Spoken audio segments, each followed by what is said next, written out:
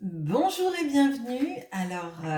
Aujourd'hui, ce sera un tirage sentimental et nous sommes accompagnés aujourd'hui par les roses de mon jardin fraîchement cueillies là à l'instant avec la rosée du matin et enfin là vous le voyez pas, mais moi je le vois et ça m'a donné envie de prendre le romantique tarot. Comme ça, on est ton sur ton, les roses avec leur parfum magnifique nous accompagnent.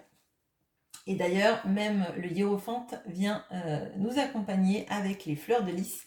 L'engagement, la pureté, l'officialisation.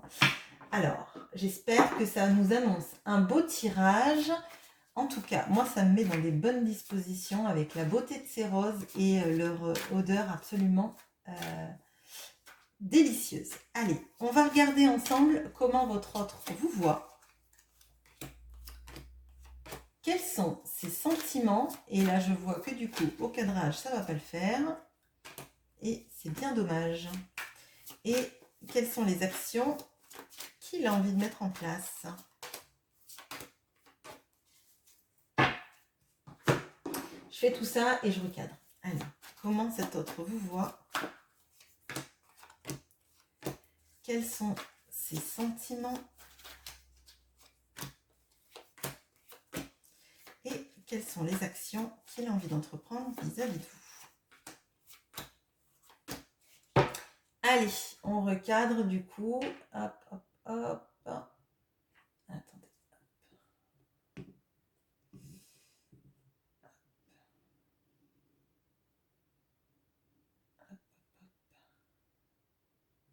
Voilà. Nickel. Bon, désolée, je ne suis pas Spielberg. Allez, alors, comment votre autre vous voit? Bon, ça se passe de commentaires. Donc, on a la justice et on a le soupirant avec sa rose à peine éclose dans la main, avec le hibou, le 3 d'épée, le 6 de coupe et le coussin. Bon, alors, déjà, on va commencer par ce qui est le moins agréable. Alors, votre autre a l'impression qu'il vous a brisé le cœur, qu'il a eu un comportement très égotique. Là, on peut avoir des personnes qui ont des tempéraments jaloux et qui prennent des actions pour ne pas se sentir, pour ne pas être trahis, pour ne pas être blessés, et qui sont dans un comportement de je fais mal avant d'avoir mal. C'est assez bizarre, mais moi je vois quelqu'un qui peut avoir des mots blessants, des attitudes blessantes, parce que c'est quelqu'un qui se protège, et je dirais même qui se surprotège.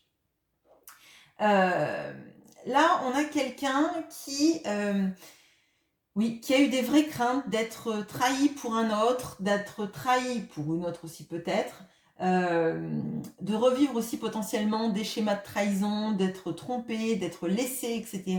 Et qui a pris les devants parce qu'il y avait une notion de si je lui fais confiance, elle va me trahir ou il va me trahir, il va me faire du mal, si mes sentiments l'emportent, je vais être déçue, je vais être brisée, je vais en souffrir. Bon. C'est pas joyeux, mais en tout cas, on n'est pas avec quelqu'un qui est dans le déni de ça. S'il a eu ce genre de comportement, il en est conscient et alors il l'assume, je dirais, modérément, mais en tout cas, il n'est pas dans non, je n'ai rien fait, c'est de la faute de l'autre. Bon, déjà, c'est déjà pas mal. Votre autre vous voit comme la personne qu'on regarde de loin, peut-être d'ailleurs parce qu'il a acté cette séparation ou cette action qui a fait que vous avez préféré partir. Il y a cette notion de vous êtes quelqu'un de juste, mais vous savez trancher quand il faut trancher. Potentiellement, vous ne tranchez pas la première ou le premier, enfin, je veux dire la première, ça sera plus simple. Je vous demande d'adapter si vous êtes un homme. Mais vous ne supportez pas les situations ambiguës, les situations où en fait il y a une sorte d'injustice. Quand vous voyez pas les tenants et aboutissants, ça vous angoisse et potentiellement vous ne trouvez pas juste en fait d'avoir payé pour quelque chose qui n'était pas avéré. Moi là, je vois vraiment des personnes peut-être qui ont pu se faire accuser de trahison, d'aller voir ailleurs ou de regarder quelqu'un d'autre, etc. Et, euh, et vous n'avez pas trouvé ça juste parce que ce n'était pas le cas, que vous n'êtes pas quelqu'un qui trahit, vous n'êtes pas quelqu'un qui fait des serments sans les assumer. Vraiment, il y a de ça. Votre hôte vous voit comme la personne qu'il aime, mais en secret, de loin, avec sa rose dans la main, et il y a cette notion-là, comme si vous ne le voyez pas. Alors, si vous regardez ce tirage, potentiellement, on se doute bien que vous voyez cette personne et et qu'il compte pour vous. Mais c'est comme si lui, il avait l'impression qu'il ne comptait pas pour vous. Alors peut-être parce que vous êtes en mode silence radio et que l'attitude de cette personne vous a fait rentrer dans votre coquille. Vous ne voulez pas en entendre parler tant que cette personne peut-être ne s'est pas excusée ou n'a pas montré des remords, en tout cas visibles. Des remords, il en éprouve. Mais peut-être qu'à vous, ils n'ont pas été signifiés.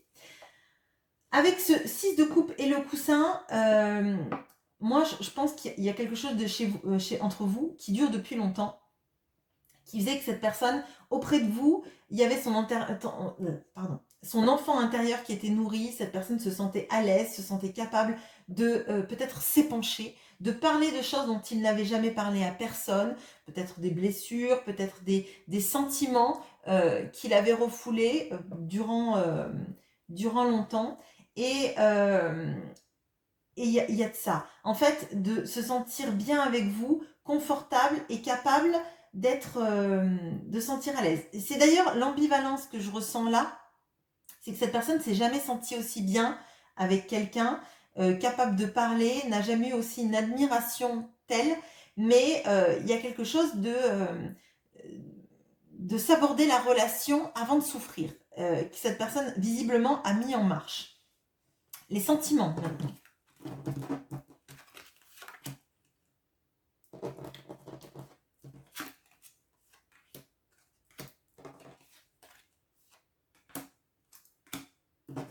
Alors, on a le roi de denier et les bonbons. On a le 2 de bâton et le fric. Et on a le roi de bâton et le chien. Alors déjà, c'est pas quelqu'un qui montre ses sentiments. On voit que c'est quelqu'un qui est plutôt dans le mode admirateur secret. Et c'est plutôt quelqu'un qui se base sur du factuel, de la matérialité, des choses qui existent dans la vie, qu'elle peut voir, qu'elle peut toucher, qu'elle peut compter. On voit que cette personne, elle a des envies de vous offrir quelque chose de stable. Mais quelque chose de stable passe pour elle par le fait d'avoir de l'argent, d'être capable de vous montrer qu'elle est capable, je sais pas moi par exemple, de vous offrir un appartement à tous les deux, ou une maison, ou une vie confortable. C'est quelqu'un qui a besoin en fait de préparer les choses pour qu'elles arrivent. C'est pas quelqu'un qui se lance comme ça dans des projets de vie de couple, dans des projets de vie à deux. C'est quelqu'un qui a besoin en fait vraiment, là on sent d'être reconnu dans son travail, ou si c'est quelqu'un qui ne travaille plus, mais en tout cas d'être quelqu'un sur qui on compte, quelqu'un qui compte dans la société aussi, alors potentiellement peut-être par du bénévolat, etc. Mais c'est pas quelqu'un qui aime rester dans l'ombre, et c'est quelqu'un qui a besoin terriblement de sentir qu'on peut compter sur lui, de sentir qu'il apporte quelque chose. Là, on a, je pense, quelqu'un vraiment d'assez égotique. Alors, vis-à-vis de vous, on l'a vu dans le casser avant d'être cassé, rompre avant d'être quitté, etc. Et là, moi, ce que je ressens, c'est que cette personne, elle aimerait être plus douce, elle aimerait être plus tendre, mais elle ne sait pas faire, parce qu'elle a toujours fonctionné sur j'entreprends des actions, je fais des actions et c'est comme ça qu'on voit ma valeur. Elle a basé en fait ses schémas de valeur sur ce qui est quantifiable, ce qui est montrable, ce qui est visible et compté pour les gens. Là, on a quelqu'un comme ça et on a quelqu'un qui ne sait pas en fait, je dirais être tendre, mais pas forcément dans l'intimité, dans les attentions et dans la manière de communiquer. C'est j'aimerais être tendre, j'aimerais être doux, mais on vit pas avec du sucre en fait. On vit pas avec du miel, on vit pas avec des mots tendres. Il y a besoin d'action, il y a besoin de concret pour montrer à l'autre qu'il existe.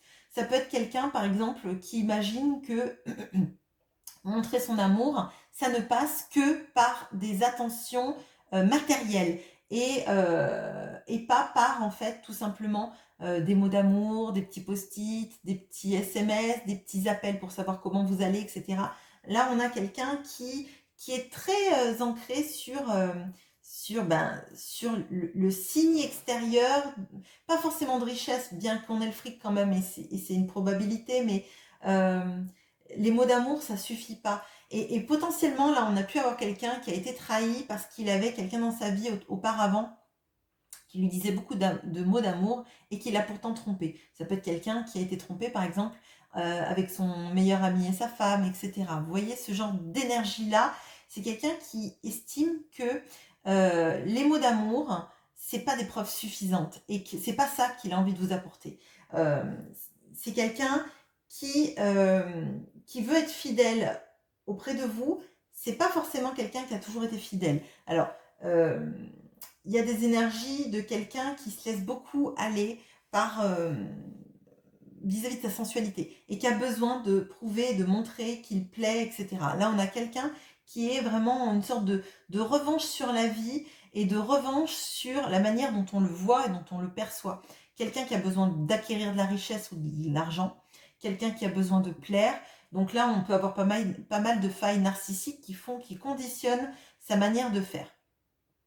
Il y a plus d'énergie, d'amour dans comment il vous voit que dans ses sentiments. Et pour moi, c'est vraiment bloqué et cadenassé. Et peut-être qu'il se sent d'ailleurs pas capable de vous offrir tout ça parce qu'il vous a fait du mal et qu'il en est conscient. Les actions maintenant.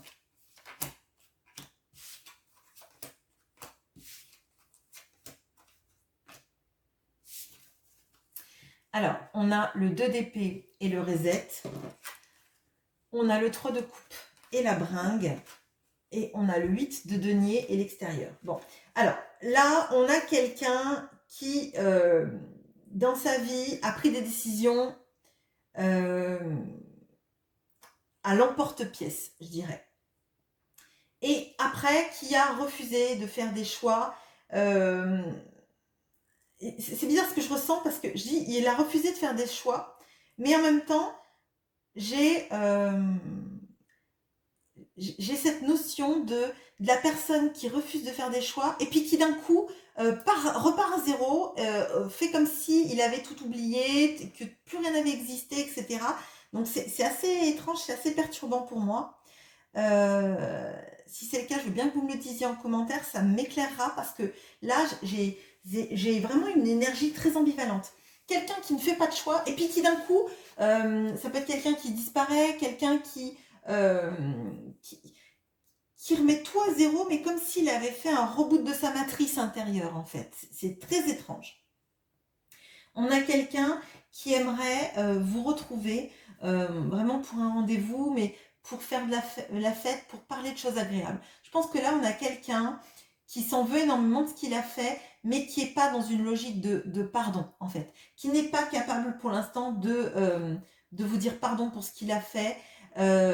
Potentiellement, on a quelqu'un qui s'est laissé dicter par des énergies de peur et qui n'arrive pas à les éclaircir et qui a pris des décisions, je pense, à l'emporte-pièce. Quelqu'un qui a pu peut-être vous quitter du jour au lendemain, ne plus donner de nouvelles et ne pas comprendre pourquoi en fait il n'a pas eu confiance en vous. Pourquoi il n'a pas été capable de s'engager vis-à-vis de vous.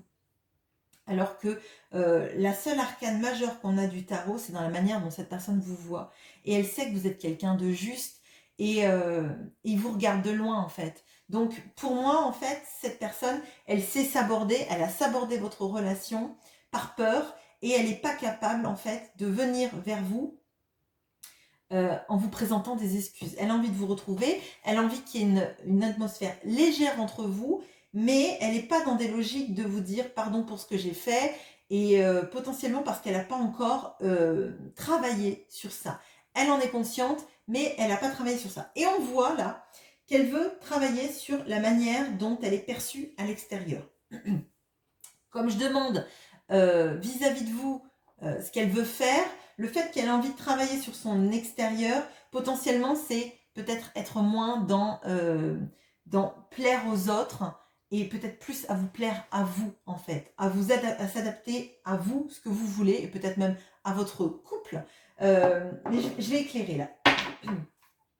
Donc cette personne, on voit qu'elle bloque les sentiments. Est-ce qu'elle va arriver à vous verbaliser ses sentiments dans un avenir proche? Je prends le Blizzard aussi.